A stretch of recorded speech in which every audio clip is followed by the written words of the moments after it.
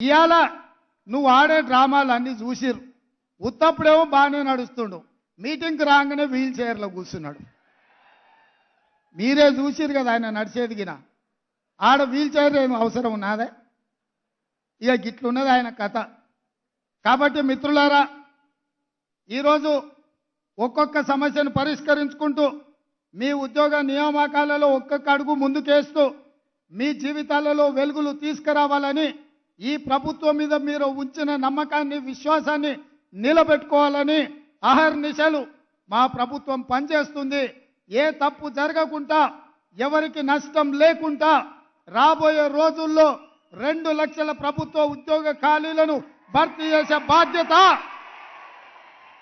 Telangana public service కమిషన్లో జరిగిన అక్రమాలను నిలువరించి ఆనాడు పోటీ పరీక్షల ప్రశ్న పత్రాలు జిరాక్స్ సెంటర్లలో పల్లి బఠానీలలాగా అమ్ముకుంటున్న కమిటీని అందరినీ రద్దు చేసి ఇంటికి పంపించి కొత్త కమిటీని, కొత్త చైర్మన్, కొత్త సభ్యులను నియమించినాం.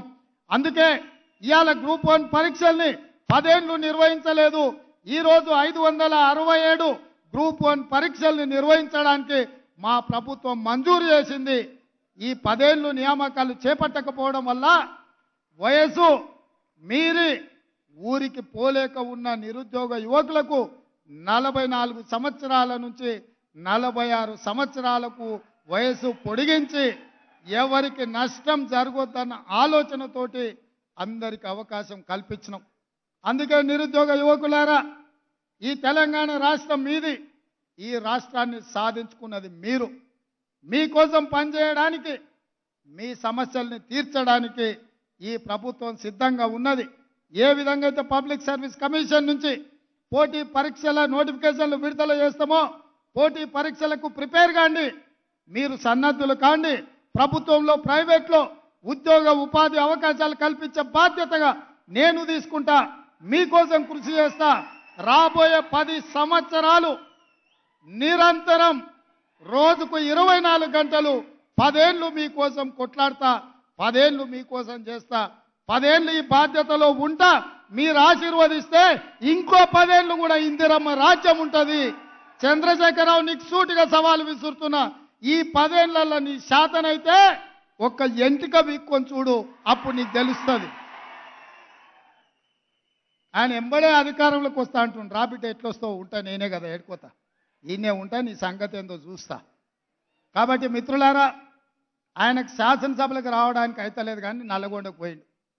అందుకే ఇవాళ అట్లాంటి మాటల మాయలో పడకండి. 10 ఏళ్ళు ఆయన కుర్చీలో ఉండి తెలంగాణకు రావాల్సిన నీళ్లు తీసుకురాలే, కట్టాల్సిన ప్రాజెక్టులు కట్టలే. 10 ఏళ్ళు చేయలేని పని 60 రోజుల్లో అన్ని సమస్యలు పరిష్కరించుకుంటూ ముందుకెళ్తున్నాం. ఇవాళకి 69 రోజులు అయింది, ఏం చేయలేదు అప్పుడే ఈ ప్రభుత్వం అని ఇవాళ మమ్మల్ని శాపనార్థాలు పెడుతున్నాడు. మీరు ఆలోచన చేయండి.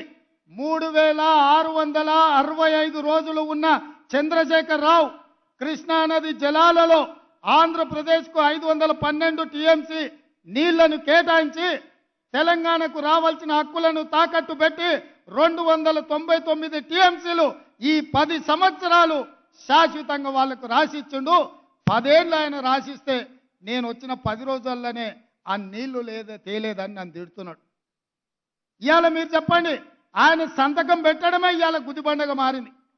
ఆయన శాత కాకపోతే ఏం చేయకుండా పక్కన పడేసి ఉంటే నేనే కొట్లాడి ఇవాళ నీళ్లు తెచ్చటోని.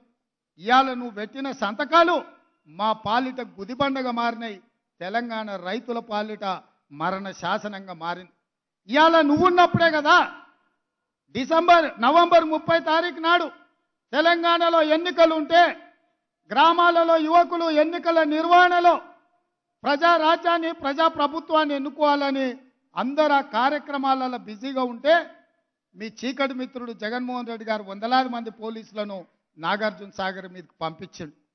నీ మిత్రుడు పంపించినందుకే కదా ఆ పోలీసులను తొలగించడానికి నరేంద్ర మోడీ గారు సిఆర్పిఎఫ్ పోలీసులను నాగార్జున సాగర్ బ్రిడ్జ్ మీదకి పంపించాడు. జగన్మోహన్ రెడ్డి ఆక్రమించుకోకపోయిన ఉంటే నరేంద్ర మోడీ సిఆర్పిఎఫ్ బలగాలను అక్కడికి పంపిండేవాడు కాదు. ఆ రోజు నుంచి ఈ రోజు వరకు సిఆర్పిఎఫ్ బలగాలు అక్కడ ఉన్నాయంటే 30 తారీఖు నాడు తెలంగాణ సెంటిమెంట్తో ఎన్నికలలో నెగ్గాలని ఆంధ్ర వాళ్ళు నాగార్జున సాగర్ ఆక్రమించుకున్నారని పెడపొబ్బలు పెట్టి ప్రజల్ని తప్పుదారి పట్టించి తెలంగాణ సెంటిమెంట్తోని ఎన్నికల్లో నెగ్గాలని నువ్వు కుట్ర చేస్తే ఈ తెలంగాణ సమాజం తిప్పికొట్టి నిన్ను బొందబెట్టినరు. ఇవాళ అడ్డ మీద కొట్లాడితే కుదరదు. ఇవాళ చట్టసభలలో మాట్లాడాలి, చట్టసభలలో తీర్మానాలు చేయాలి. కేంద్ర ప్రభుత్వాన్ని మెడలు వంచి మన సమస్యలు పరిష్కరించుకోవాలి. అందుకోసం శాసనసభలో తీర్మానం పెడితే మీరు రారు. ఇవాళ ఢిల్లీతో కొట్లాడదామంటే మీరు ఇంట్లో నుంచి కదలరు. అందుకే మిత్రులారా, ఇవాళ ఏ దారి లేక మళ్ళీ నీళ్ళ దారి పట్టిండు. ఎందుకంటే ఏ సెంటిమెంట్ ఆయన దగ్గర లేదు, పరిపాలనలో ఆయన చేసింది ఏమీ లేదు. ఇవాళ కాళేశ్వరంలో 1,00,000 కోట్లు ఖర్చు పెడితే 1,00,000 ఎకరాలకు నీళ్లు ఇవ్వలేదని ఇవాళ విజిలెన్స్ అండ్ ఎన్ఫోర్స్మెంట్ నుంచి మొదలు పెడితే వివిధ విచారణ సంస్థలు నివేదికలు ఇచ్చినాయి. ఆ అవినీతి కుంభకోణం బయట పడుతుందని, అది మేడిగడ్డ కాదు మేడిపండు, దాన్ని పొట్ట విసుకుతే మొత్తం పురుగులు ఉన్నాయన్న సంగతి బయట పడుతుందని దాన్ని కప్పిపుచ్చడానికి ఇవాళ కృష్ణానది జలాలను అడ్డం పెట్టుకొని నల్లగొండల సభ అంటున్నాడు. నల్లగొండ చైతన్యవంతమైన జిల్లా, అందుకే అక్కడ యువకులు తిరగబడ్డారు, కోడిగుడ్లు టమాటాలు తీసుకొని కొట్టిండ్రు. మన పోలీసులు ఉండబట్టే ఆయన ఈపులు చింతపండు కాలేదు, లేకపోతే నల్గొండ యువకులు చింతపండు చేసి పంపించేటోళ్ళు. అందుకే మిత్రులారా, ఈరోజు మీరందరూ మా కుటుంబ సభ్యులు, మీ సంతోషంలో మా మంత్రివర్గం అంతా మేము భాగస్వాములు కావాలని, మీ అందరికీ ఉజ్వల భవిష్యత్తు ఉండాలని ఈ వేదిక మీద నుంచి నేను మిమ్మల్ని కోరేది ఒక్కటే. పంజాబ్ రాష్ట్రాన్ని మీరు చూసినారు, ఇవాళ అక్కడ నిర్వీర్యం అయిపోయింది యువత. అక్కడ గంజాయి డ్రగ్స్తో రాష్ట్రాన్ని నిర్వీర్యం చేసినారు. ఇవాళ తెలంగాణను కబలించడానికి గంజాయి డ్రగ్స్ మూటాలు నలుమూలలో తిరుగుతున్నాయి. ఎన్ని పట్టుకున్నా, ఎంత ప్రయత్నం చేసినా ఇంకా వాళ్ళు ఆ దిశగానే ప్రయత్నం చేస్తూనే ఉన్నారు. హుక్కా సెంటర్ల పేరు మీద పిల్లలను చిన్న చిన్న పాఠశాలలలో ఉండే యువకులను వీటికి బానిసలుగా తయారు చేసే ముఠాలు తిరుగుతున్నాయి. వాటిని ఎదుర్కోవడానికి టీఎస్ స్నాప్ నార్కోటిక్స్ డిపార్ట్మెంటును బలోపేతం చేసినాం. కోట్ల రూపాయలు వాళ్ళకు నిధులు ఇచ్చినాం, అధికారులను ఇచ్చినాం. నేను ఇక్కడ సెలెక్ట్ అయిన ప్రతి పోలీస్ డిపార్ట్మెంట్ యువకుడికి, మా చెల్లెళ్ళకు ఒకటే మాట చెప్తున్నా, ఏది జరిగినా ఈ రాష్ట్రంలో గంజాయి మొక్కలు ఉండొద్దు. తులసి వనంలో మొలిసిన గంజాయి మొక్కలను కూకటి వేళ్లతోని పునాదులతో సహా కదిలించాల్సిన బాధ్యత, పీకి వేయాల్సిన బాధ్యత, ఈ గంజాయి మొక్కల్ని ఏరివేయాల్సిన బాధ్యత మీ మీద ఉన్నది. మీరు ఇవాళ ప్రతిన బూనాలి. ఈ రాష్ట్రంలో డ్రగ్స్ కానీ గంజాయి కానీ ఎవడైనా పదం బలకాలంటే కూడా మోకాళ్ళలో వణుకు పుట్టాలి, కడుపులో సలిజలం దొర్రబడాలి. ఎందుకంటే మన రాష్ట్రాన్ని, మన యువతను నిర్వీర్యం చేసే ఇట్లాంటి బలహీనతలు ఈ తెలంగాణ రాష్ట్రంలో ఉండొద్దు. తెలంగాణ రాష్ట్ర యువకులు అంటే సలసల మరిగే రక్తంతో ఉరకలెత్తే యువకులు. తెలంగాణ ఉద్యమంలో ఉవ్వెత్తున ఉస్మానియా కాకతీయ యూనివర్సిటీలలో ప్రపంచం దృష్టిని ఆకర్షించి రాష్ట్రాన్ని సాధించిన నవ యువకులు.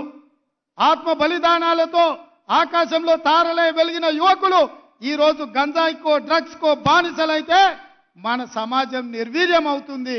మన సమాజం నిర్వీర్యమైతే మన భవిష్యత్ తరాలు ఎందుకు ఉపయోగం లేకుండా పోతాయి మిత్రులారా.